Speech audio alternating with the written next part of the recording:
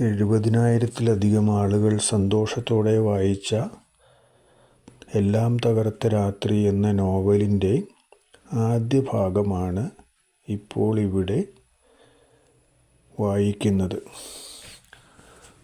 സന്ധ്യയായപ്പോഴേക്കും മഴ പിന്നെയും സാധാരണ ദിവസങ്ങളിലേതുപോലെ ശക്തമായി. പകൽ സമയങ്ങളിൽ മഴയുടെ ശക്തി കുറച്ചു കുറവായിരുന്നു. എന്നാലും മഴ തീർത്തും മാറി നിന്നില്ല. ചിലപ്പോൾ ശക്തമായി പെയ്യും, ചിലപ്പോൾ തൂളൽ മാത്രമായിരിക്കും. അങ്ങനെയാണ് ആ വർഷം മഴയുടെ രീതി. ശക്തിയായി മഴ ഈറ്റയില മേഞ്ഞ വീടിന് മുകളിലേക്ക് വീഴുമ്പോൾ ആരോ കല്ലെറിയുന്നതാണെന്ന് തോന്നും. വീഴുന്ന മുഴുവനും വെള്ളവുമൊന്നും പുറത്തു പോവുകയില്ല. ഇലയുടെ വിടവിലൂടെ കുറേ വെള്ളം വീടിനകത്തേക്ക് തന്നെ വീഴും. വെള്ളം വീണ് തറയിൽ തുളകൾ വീഴാതിരിക്കാൻ പാത്രങ്ങൾ വയ്ക്കുകയാണ് വീട്ടിലുള്ളവർ ചെയ്യുന്നത്. മരുതുംകുഴിയിൽ അവതച്ചനും കുടുംബവുമാണ് ആ വീട്ടിൽ താമസിക്കുന്നത്. അവതച്ചൻ്റെ മാമോദീസ പേര് ജോസഫ് എന്നാണ്. കയ്യാല കെട്ടലാണ് പ്രധാന പണി. വീടുകളുടെ തറ കെട്ടാനും മതിൽ കെട്ടാനുമൊക്കെ പോകും. അതുകൊണ്ട് അവതച്ചന് പണിയില്ലാത്ത ദിവസങ്ങൾ ഉണ്ടാകാറില്ല. തരപ്പണിക്കാരൊക്കെ അന്തിക്കള്ളടിക്കാൻ പോകുമ്പോഴും നിവൃത്തികേടുകൊണ്ട് അതിന് പോകാതെ വീട്ടിലേക്ക് പോരുന്ന ഒരു സാധു മനുഷ്യനാണ് അയാൾ. അവതച്ചൻ്റെ ഭാര്യ കത്രീനാമ്മ അല്പസ്വല്പം ഏക്കമുള്ള കുടുംബത്തിലേതായിരുന്നു. കത്രി എന്നാണ് എല്ലാവരും വിളിക്കുന്നത്. വെളുത്തു ചുമന്ന നിറമുള്ള കത്രീനാമ്മയെ കൊതിക്കാത്ത പുരുഷന്മാരായി ആ കാലഘട്ടത്തിൽ ആരും തന്നെ അവരുടെ നാട്ടിലുണ്ടായിരുന്നില്ല. എന്നാൽ കത്രീനാമ്മയെ ലഭിക്കാനുള്ള ഭാഗ്യമുണ്ടായത് അവതച്ചനാണെന്ന് മാത്രം. കത്രീനയുടെ മനസ്സ് അവതച്ചനിലേക്ക് തിരിഞ്ഞത് തികച്ചും അപ്രതീക്ഷിതമായിട്ടാണ്. കുറച്ചു വർഷങ്ങൾക്ക് മുമ്പ് കത്രീനാമ്മയുടെ വീട്ടിൽ കയ്യാലപ്പണിക്ക് വന്നതാണ് അവതച്ചൻ. നാട്ടുകാരൻ തന്നെ ആയിരുന്നെങ്കിലും അതിനു മുമ്പ് അയാളെ കത്രീനാമ്മ ശ്രദ്ധിച്ചിട്ട് പോലും ഇല്ലായിരുന്നു. വലിയ കല്ലുകൾ നിഷ്പ്രയാസം എടുത്തു പൊക്കി അടിനിരയിലും മുകളിലുമൊക്കെ വയ്ക്കുന്ന അവതച്ചനെയാണ് ആദ്യം അവൾ കണ്ടത്. കൈലിയുടുത്ത് തലയിൽ വട്ടക്കെട്ടും കെട്ടി നിന്ന് പണിയെടുക്കുന്ന ഒരു 6 അടി പൊക്കക്കാരൻ. പാറ പോലെ ഉറച്ച ശരീരം. നെഞ്ചിലെ രോമക്കാടുകൊണ്ട് ശരീരം കുറേയൊക്കെ മറഞ്ഞിരിക്കുന്നു. എന്നാലും കറുകറുത്ത ആ രോമരാജികൾ കാണുന്നത് ഒരു പ്രത്യേക സുഖമായിട്ടാണ് കത്രീനയ്ക്ക് തോന്നിയത്. ലേശം കൂടെ അടുത്തേക്ക് ചെന്നപ്പോൾ അവൾ തന്നെ മറന്ന് നിന്നുപോയി. എന്തൊരു പുരുഷ സൗന്ദര്യം! മീശ വിരിച്ച് മുകളിലേക്ക് വച്ചിട്ടുണ്ട്.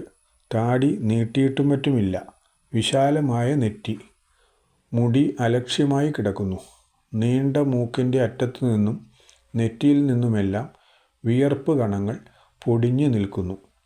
നെറ്റിയിൽ വരുന്ന കൂടുതലായ വിയർപ്പ് കൈവിരൽ കൊണ്ട് വലിച്ചു കളയും. അപ്പോൾ കയ്യിലുള്ള ചെളി കുറേ നെറ്റിയിലും പറ്റും. അവതച്ചന് ദിവസക്കൂലിയേക്കാൾ ഇഷ്ടം കരാറിനുള്ള പണിയാണ്. അതാകുമ്പോൾ അല്പം കൂടുതൽ പണിയെടുത്താൽ അതിന് കണക്കായി കൂടുതൽ പണം കിട്ടും. എത്ര പണിയെടുക്കാനും അയാൾക്ക് യാതൊരു മടിയുമില്ല. അതിന് കണക്കായി പണം കിട്ടണം എന്നേ ഉള്ളൂ. പണത്തിനോട് അത്യാർത്തി ഉണ്ടായിട്ടല്ല, എന്നും അയാൾ ഒരു കഷ്ടപ്പാടുകാരനാണ്. അതുകൊണ്ടാണ്. ഏതാണ്ട് 1 മാസത്തോളം കത്രീനാമ്മയുടെയും മറ്റും പറമ്പിൽ കയ്യാല വയ്ക്കാനായി അയാൾ സ്ഥിരമായി വന്നിരുന്നു.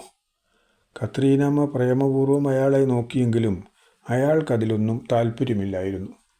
പ്രധാന കാരണം അവൾ കാശുള്ള വീട്ടിലെ കൊച്ചാണ്. അതിനെ നോക്കിയിട്ട് വെറുതെ തൻ്റെ ജീവിതം കോഞ്ഞാട്ടയാക്കി കളയാൻ അയാൾ തയ്യാറല്ലായിരുന്നു. തനിക്ക് വേണ്ടി കാത്തിരിക്കുന്ന ഏതെങ്കിലും പണിക്കാരി പെണ്ണ് കാണും. അങ്ങനെ ഒരുവളാണെങ്കിൽ തനിക്കിനി പണിക്ക് സഹായിയായി വേറെ ഒരാളെ കൂട്ടേണ്ട കാര്യവുമില്ല. 2 പേരും കൂടി ഒരുമിച്ചങ്ങ് ഇറങ്ങിയാൽ ഒരു തുകയുണ്ടാക്കാം. അതുകൊണ്ട് നല്ലൊരു വീടുമുണ്ടാക്കാം. അവൾ പ്രസവിക്കുന്ന മക്കളെയും വളർത്തി സന്തോഷമായി ജീവിക്കുകയും ചെയ്യാം. ഇത്രയും സ്വപ്നം കാണാനുള്ള വകുപ്പൊക്കെ അന്ന് അവതച്ചനുണ്ടായിരുന്നുള്ളൂ. അക്കാലത്ത് മണ്ണൊലിപ്പ് തടയാൻ വേണ്ടി കയ്യാല പദ്ധതി നടപ്പിലാക്കിയത് ഗവൺമെൻറ്റാണ്. പറമ്പുകളിൽ കയ്യാല ഉണ്ടാക്കുന്നവർക്ക് നിശ്ചിത തുക ഗവൺമെൻറ് സബ്സിഡിയായും ബാക്കി തുക ലോണായും കൊടുക്കുമായിരുന്നു. ആ മലയോര പ്രദേശങ്ങളിലുള്ളവർ വിചാരിച്ചത് ലോണായി കിട്ടുന്നതും വെറുതെ കിട്ടുന്നതാണെന്നാണ്. അതുകൊണ്ട് അവർ കയ്യാല പദ്ധതിയിൽ നിന്നും പണം കിട്ടുന്ന ദിവസം ആഘോഷമാക്കി. പലരും പേരിന് മാത്രം പറമ്പിൽ കയ്യാല വെച്ചു. ഇടിഞ്ഞു പോയാലും കുഴപ്പമൊന്നുമില്ലല്ലോ, അടുത്ത വർഷം പുതിയ പദ്ധതി ഉണ്ടാകുമെന്നാണ് അവർ പ്രതീക്ഷിച്ചത്. അപ്പോഴും പണം വെറുതെ കിട്ടുമല്ലോ എന്നൊക്കെയാണ് പാവങ്ങൾ വിചാരിച്ചത്. എന്നാൽ നമ്മുടെ അവതച്ചൻ ചെയ്ത പണി വളരെ ഭംഗിയായിട്ടാണ് ചെയ്തത്. അയാൾ കെട്ടിയ കയ്യാലകളൊന്നും ഇപ്പോഴും ഇടിഞ്ഞു പോയിട്ടുമില്ല. എന്നാൽ അയാളെക്കൊണ്ട് കയ്യാല വയ്പ്പിച്ച് പണമെടുത്ത് കള്ളുഷാപ്പിൽ കൊടുത്ത പലരും ഇപ്പോൾ ആ നാട്ടിലില്ല. സ്ഥലം വിറ്റു പോവുകയാണ് ഉണ്ടായത്. കയ്യാല പദ്ധതിയുടെ പണം കിട്ടുന്ന ദിവസം ആഘോഷമാണെന്ന് പറഞ്ഞല്ലോ. പണം കിട്ടിക്കഴിഞ്ഞാൽ ആദ്യമേ എല്ലാവരും കൂടി പോകുന്നത് ഷാപ്പിലേക്കാണ്. ഷാപ്പിലുള്ളത് മൊത്തമായി വില പറഞ്ഞു വാങ്ങും. കഴിവിൻ്റെ പരമാവധി കുടിക്കും. ചിലരൊക്കെ വീട്ടിലെത്തും, ബാക്കിയുള്ളവർ വഴിയിൽ കിടക്കും. കിടന്നാലും രാവിലെ വീട്ടിലേക്കെത്തും. പണികളൊന്നും മുടക്കമില്ലാതെ നടക്കും. അതായിരുന്നു ഒരു കാലഘട്ടത്തിൽ നിരത്തും തട്ടുകാരുടെ സ്വഭാവം. ആ നാടിന് ആദ്യം പേരുണ്ടായിരുന്നത് കല്ലുവാഴക്കാനം എന്നായിരുന്നു. ഈ കയ്യാല പദ്ധതി വന്നതോടെ കുന്നിൻ പ്രദേശങ്ങളെല്ലാം നിരപ്പാകാൻ തുടങ്ങി. നിരത്തി കഴിഞ്ഞപ്പോഴാണ് പലരും പറഞ്ഞു പറഞ്ഞ് നിരത്തും തട്ടെന്നായത്. നിരത്തും തട്ടിലേക്ക് കാര്യമായി വഴികളൊന്നുമില്ല. ആകെയുള്ളതൊരു മണ്ണ് റോഡ് മാത്രമാണ്. ആ റോഡിലൂടെ ജീപ്പുകൾ മാത്രമേ പോകൂ. അവിടെ ജീപ്പുള്ളത് ഇടമുളയിൽ വീട്ടുകാർക്കാണ്. അതായത് കത്രീനാമ്മയുടെ അപ്പൻ ഇടമുളയിൽ കുട്ടിച്ചന്. കുട്ടിച്ചന് കത്രീനാമ്മയെ കൂടാതെ 2 കെടാമുറ്റന്മാർ ആൺമക്കളും കൂടിയുണ്ട്. മൂത്തവനായ ഏപ്പച്ചൻ എന്ന ജോസിൻ്റെ പ്രധാന വിനോദം നാടൻ തോക്കുമായി കാട്ടിൽ വെടിക്കു പോവുക എന്നതാണ്. പോയാൽ എന്തെങ്കിലുമൊക്കെ കിട്ടും. വീട്ടിലെ ആവശ്യം കഴിഞ്ഞ് ബാക്കിയുള്ളത് പുറമേ വിൽക്കും. അതും അവർക്കൊരു വരുമാന മാർഗമാണ്. ഏപ്പച്ചൻ്റെ തോക്കിന് ലൈസൻസ് ഒന്നുമില്ല. എന്നാലും ആ കാലഘട്ടത്തിൽ ആരും ലൈസൻസിനെ പറ്റി അന്വേഷിക്കാറുമില്ലായിരുന്നു. ഏപ്പച്ചൻ്റെ അനിയൻ തൊമ്മിക്കുഞ്ഞെന്ന ബേബി കഠിനാധ്വാനിയാണ്. അപ്പനോടൊപ്പം നിന്ന് പറമ്പിലെ പണികൾക്ക് സഹായിക്കുകയാണ് തൊമ്മിക്കുഞ്ഞ്. അവർ 2 പേരും സ്കൂളിൽ പോയിട്ടില്ല. പഠിക്കാൻ 2 പേർക്കും താല്പര്യവുമില്ലായിരുന്നു. മാഷന്മാരുടെ തല്ലുകൊള്ളാൻ വേണ്ടി എന്തിന് വെറുതെ സ്കൂളിൽ പോകണം എന്നതായിരുന്നു അവരുടെ ചോദ്യം. അവർ അങ്ങനെ വിചാരിച്ചെങ്കിലും കത്രീനാമ്മയെ അവർ സ്കൂളിൽ വിട്ടു. പെൺകൊച്ചല്ലേ, പഠിച്ച് ജോലി നേടാൻ കഴിഞ്ഞാൽ അവൾക്ക് സ്റ്റാറ്റസുള്ള ജീവിതം നയിക്കാമല്ലോ.